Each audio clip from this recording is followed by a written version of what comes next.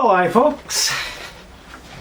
Here we are on Tuesday, 23rd, I believe. Yeah. Trust everybody's fine. Nice sunny day here today. A few clouds, but looks like we could have a decent day. Just a short one today, and not like always, I've got a few links in the section, in the description. Yesterday was the first day of tests and paid quarantine in Canada if you're coming into the country, even though you're a citizen coming from another country. So the first link I have is Canadian man goes beast, sort of thing, refusing the tests, etc. And of course, it's not wild. He just sort of states we have a Charter of Rights, and he refused, wasn't wearing a mask, refused because he has a medical exemption, refused the test, and they issued him a ticket. And it was interesting because he said how many people have been convicted, and they wouldn't answer, and so the police wouldn't answer. He said 0. How many tickets have been issued? And there's been thousands of tickets issued. So I'm not sure. I haven't looked through court records to see how many convictions for not wearing a mask if you have a medical condition, or this is just a whole new deal coming back in. You have to take a PCR test, wait in a hotel for 3 days till they check it out, and you've got to pay up to $2,000. Now think about that. And again, I think we've mentioned before how accurate is this PCR test. Anyway, so that's the first link. Second link is called Use Your Own Mind. And again, it's some stats about the vaccination that really isn't a vaccination. The RNA shot they're sort of insisting that people should take. And it's really worth checking out. There's Dr. Sherry Henpenny, America's Frontline Doctors, or Dr. Mercola on this link again. It's giving you some really neat stats. How many people have had adverse reactions? How many people have died from this shot? That'll surprise you.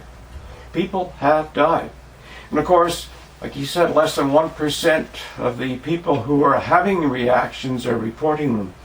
Or they're trying to keep those numbers down, just like they try to keep the infected numbers up. And of course, the deaths were up as well because they rolled everybody into that. Whether you had died surfing or whatever the hell, they called it a COVID death. And once again, a disclaimer: we're not saying there isn't a danger with this virus, because for some people there is. So just sort of pay attention, but use your own mind. Do some research and you'll be okay, hopefully. And I ran into a really neat interview yesterday with, I think it was maybe a couple of weeks ago this was done, and it's ex-Prime Minister Stephen Harper. And you know, I never was a total fan of Stephen Harper. He had some different ideas and of how the country should be. I first saw ex-Prime Minister Harper on a show, I think it was in 1978. There was a Canadian TV show called Reach for the Top. And it was students in competing. There was 4 students from a high school competing against 4 students in another high school, sort of thing. And Alex Trebek was the first host of that, way back. It started in the 60s. And but I think ex-Prime Minister Harper was on it, I think it was 78. You can sort of check that out. There's probably sort of documentation somewhere, Wikipedia or somewhere, if you believe Wikipedia. But the interview was interesting. And again, coming from not a fan, a lot of respect for the man. He graduated top of his class in high school, and has a brilliant mind. Brilliant. He's a very smart person. Just had different ideas how the country should be run. He was part of the part of the Davos set. No, he was in on that whole globalist thing. I'm not sure if he still is or what his feeling is. They didn't ask him specifically about that in this interview he was doing.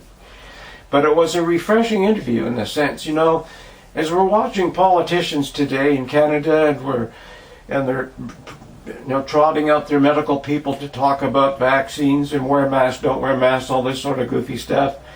And you look stateside at the politicians down there right now. It's like watching the Jetsons or Family Guy or some goofy Looney Tune cartoon. So watching an adult with a brain doing an interview was really, really refreshing. Now, whether you're a fan of Harper's or not, it's worth looking at this, because he, again, I found it very impressive. And think of any other leader today who could sit down and answer those questions so succinctly. And of course, he's not in office now, so he has the benefit of just looking from the outside.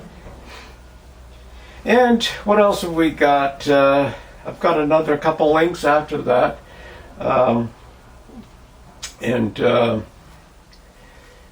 Click on them if you have an interest. One is to Crash and Burn, and the other one is to Dreaming Do. That's our own website. If censorship gets too crazy and we get thrown off of everything, well, our web provider tells me they won't throw us off unless we're doing something stupid. But hey, you never know. We could all be totally censored before this is over.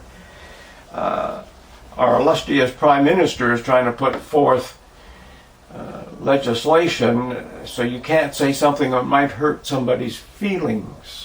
The snowflakes don't want to melt. So he's trying to neuter the language even more. Take care. Bye for now. And hey, let me know what you think about the Harper interview. I thought it was pretty wild. Take care. Bye for now.